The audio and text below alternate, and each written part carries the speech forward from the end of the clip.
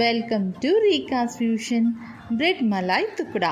இது இன்ஸ்டண்ட்டாக செய்யக்கூடிய ஈஸியான ஒரு டெசர்ட் ரெசிபி.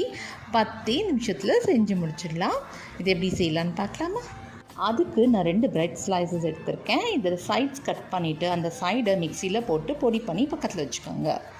ஒரு கடாய் வச்சுக்கோங்க. அதில் ஒரு ஸ்பூன் நெய் சேர்த்துக்கோங்க. நெய் காஞ்சதும் நம்ம சாப் பண்ணி வச்சுருக்கிற நட்ஸ் அதுக்குள்ளே சேர்த்துக்கலாம். ஒரு 10 செகண்டுக்கு இந்த மாதிரி ஃப்ரை பண்ணிக்கோங்க. இப்போது 1/4 கப் அளவுக்கு பால் பவுடர் சேர்க்குறேன். இது நல்லா இப்படி கலந்து கொடுத்துக்கோங்க. கலந்து கொடுத்துட்டு ஒரு டம்ளர் பால், அதாவது 200 ml இருக்குது, இந்த ஃபுல் ஃபேட் மில்க்கு அதுக்குள்ளே சேர்த்து இந்த மாதிரி மிக்ஸ் பண்ணி கொடுத்துக்கோங்க.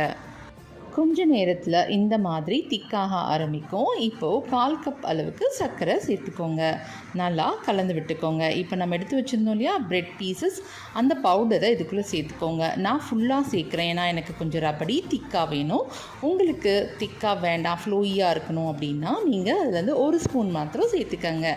இப்போ நல்லா கலந்து விட்டுட்டு கொஞ்சமாக குங்குமப்பூவும் ஏலக்காய் பொடியும் கொஞ்சம் நெய்யும் சேர்த்து கலந்து விட்டுட்டிங்கன்னா ரபடி சூப்பராக ரெடி ஆகிடும். இது அப்படியே பால்கோவா மாதிரியும் சாப்பிட்டுக்கலாம். இப்போ நம்ம ப்ரெட்டை டோஸ்ட் பண்ணி எடுத்துக்கணும். நெய் அப்ளை பண்ணி இந்த மாதிரி கிறிஸ்பியாக டோஸ்ட் பண்ணி எடுத்துக்காங்க.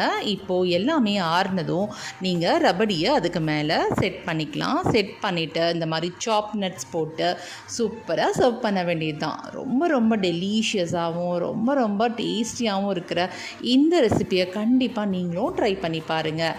இந்த வீடியோ உங்களுக்கு பிடிச்சிருந்தா லைக் பண்ணுங்கள், ஷேர் பண்ணுங்கள், மறக்காமல் சப்ஸ்கிரைப் பண்ணிக்கோங்க. தேங்க்யூ.